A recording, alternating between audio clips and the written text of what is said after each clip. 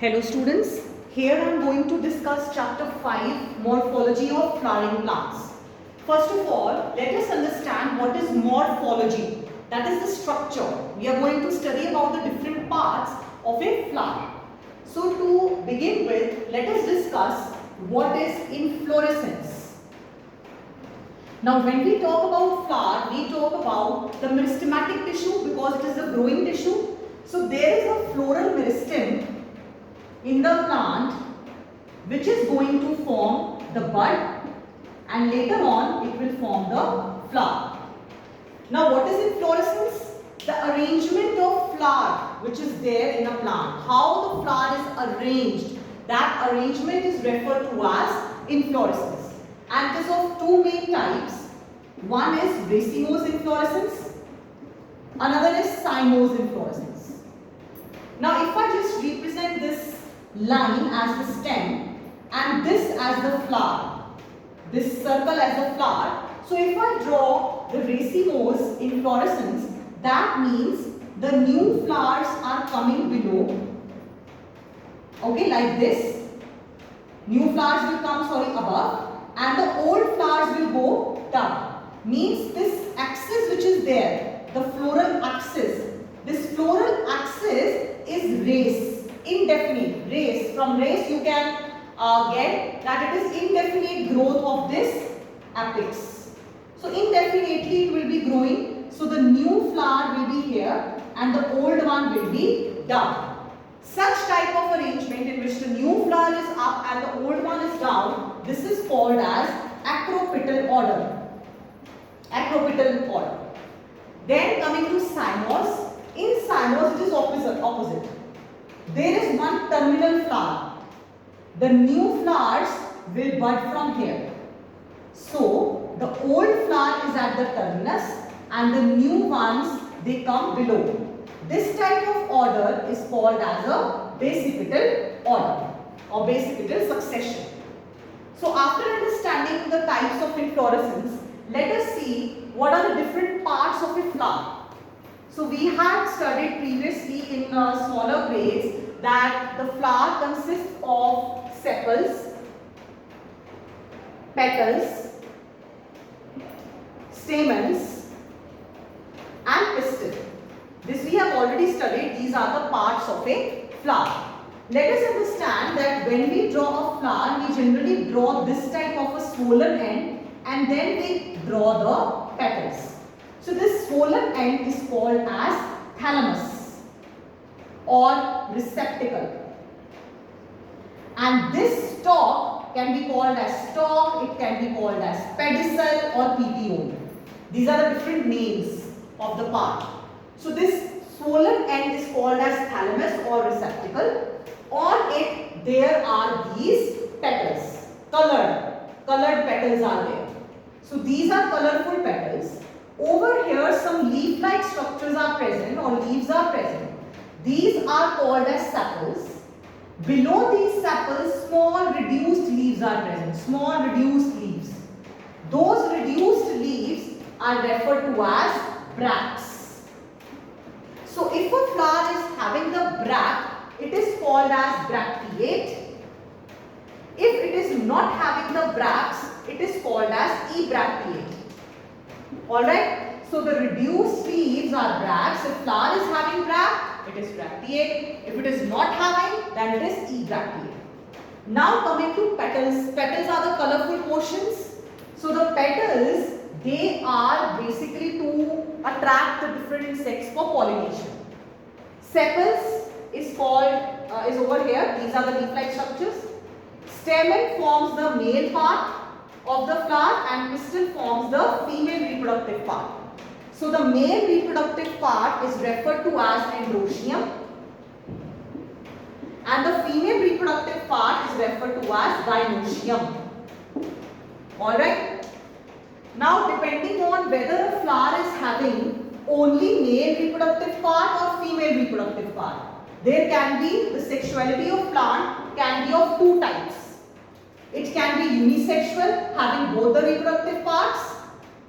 Bisexual, both the reproductive parts, and unisexual, single. Because uni means single, Bi means two. Uni means single. Bi means two. So unisexual means having either male or female reproductive part. In case of bisexual, it means both male and female reproductive parts it is having, both the male and females. So this is how we represent the female in bio, the description symbol, and this is for male. Okay. Then coming to the symmetry of the plant, of this plant, it can be asymmetrical, either no symmetry, asymmetrical, or it can be radial, or it can be bilateral, like we have seen in animals. Asymmetry means not having any symmetry. Radial means that from any plane, if we see the flower, from any plane if we cut the flower, it will be divided in equal parts. So this type of symmetry is also called as actinomorphic symmetry. Bilateral means only from a single plane if we cut the flower, it will be into two equal parts. This is zygomorphic symmetry. That is how we define on the basis of symmetry. The last part of the lecture I will discuss how this is arranged, how this petals, sepals, stamens, pistil, how they are arranged in relation with thalamus, how they are arranged in relation with ovary, which is the female gynoecium part. Okay. Before that, we should know that collection of sepals is called as calyx and collection of petals is called as corolla. Okay, collection of sepals together is called as calyx. Collection of petals together is referred to as corolla. Now, if I can say whether the petals are united or they are present singly. So, there are two terms, polysepalous and gamosepalous. Similarly, polypetalous and gamopetalous. Poly means free, petals are free, they are not united. Similarly, polysepalous means sepals are not united, they are free. Now, when we come to gamo, that means united. If sepals are united, gamosepalous. If petals are united, gamopetalous. Now, let us see the arrangement of ovary with respect to the thalamus. Ovary is a very important part of androecium. How we will draw this gynoecium, pistil, gynoecium. This is ovary. Okay. This is stigma and this is style. So how this ovary is arranged according to where in the thalamus? There are three types of flowers: epipetalous, hypogynous, perigynous and epigynous. These are the three types of flowers which are depending on the position of this ovary with respect to the thalamus, sepals, petals, how they are arranged. So depending on that, we have three types: hypogynous, perigynous and epigynous. In hypogynous, the ovary is superior. We will see what it means. In perigynous, it is half inferior or half superior ovary. And in case of epigynous, it is inferior ovary. Now what it means?